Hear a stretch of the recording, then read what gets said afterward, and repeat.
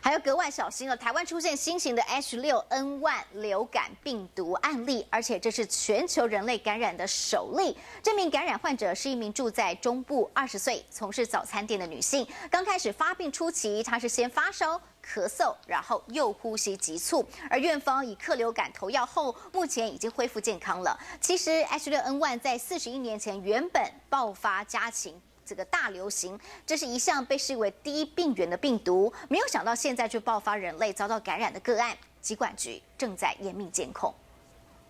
H7N9确定病例才刚出院不久，现在台湾又出现 H6N1 禽流感病毒全球首例感染个案。病例的话，的确是我们在没有发觉说世界上有其他的报告啦。好，那的确是在这个人身上哦，那分离出来这个病毒，其实我们也是蛮意外的。疾管局证实，感染 H6N1 是一名住在中部的20岁女性，医师从她的呼吸道发现肺炎情况相当严重。这名在早餐店工作的女性5月5号出现发烧咳嗽，3天后呼吸急促，院方以克流感投药治疗。5月11号出院，就在5月24号，疾管局进一步采样病患血清检体，发现 H6N1 病毒，而这名确诊病例女性曾经和36名患者接触，其中有4人出现类流感症状，经过检验后确定没有感染H6N1，症状也蛮轻微的啊，所以说我们现在所做的大概就是我们在加强监测，看看有没有这种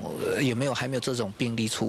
我们没有侦测到的。疾管局目前已经通报世界卫生组织，目前尚无证据显示 H6N1 有人传人的迹象。其实台湾在41年前就曾经爆发家禽感染 H6N1，这回台湾出现全球首例人类遭到 H6N1 感染确定病例。疾管局和农委会8名官员各个绷紧神经，严密监控疫情，呼吁民众勤洗手，降低感染风险。TVB 新闻李国伟、王伟凡、蒋志伟 SNG 小组台北报道。